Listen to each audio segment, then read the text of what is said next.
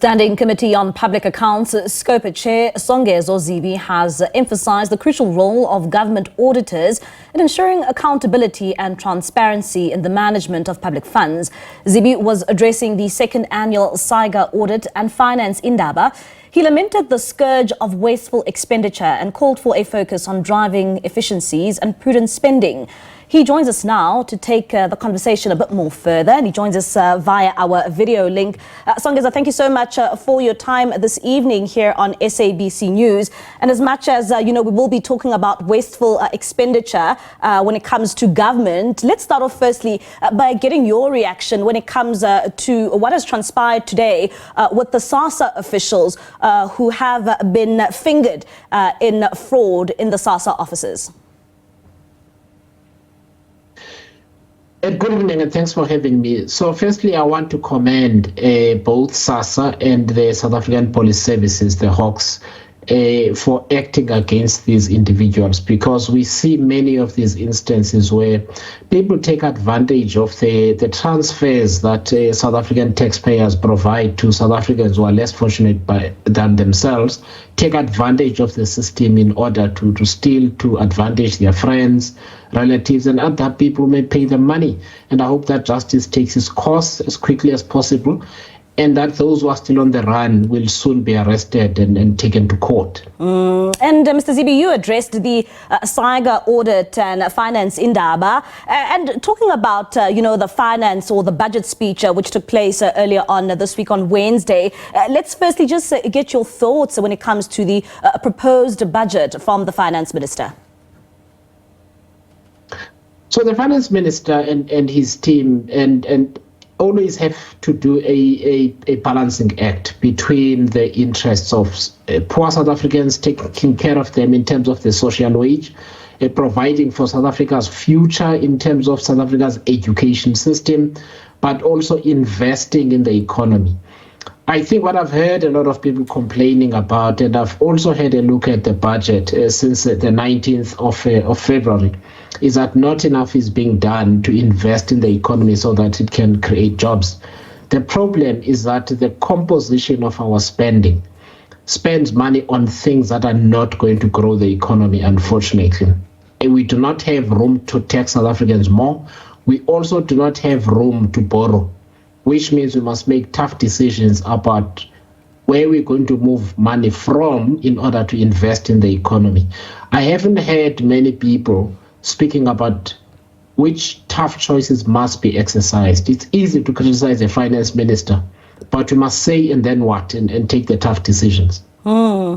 And when it comes to, looking at the budget speech, one concern from South Africans is always how the money is spent overall, particularly when you look at in the past where corruption has always come to the fore and there's been a mismanagement of funds. And looking at how crucial, accountability is in, public funds, maybe just give us an insight there when it comes to that task of how crucial accountability is needed to South Africans. So accountability is going to be very important, and I would call it deep accountability, because it is not just the outcomes of the Auditor General where the AG's office identifies incidences of wasteful expenditure, some of the work that is not yet being done, that the Treasury has not yet been published but will be published soon, is that the Treasury has done significant expenditure reviews across all three spheres of government. And one of the things that has emerged is that the South African government tends to pay more for goods and services than the prevailing rates in the market. We're talking about the property portfolio, we're talking about other normal consumable goods and services, where even if the procurement process has been run correctly, there were three codes and the cheapest was chosen. The cheapest is still way too expensive compared to market rates, which means taxpayers lose money, lose value for money.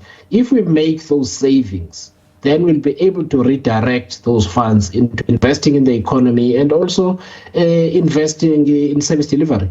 And coming to the issue around service delivery, I mean, when the Auditor General always releases, their results for financial years, problem is municipalities are always cited, and the issues around wasteful expenditure then comes to the fore.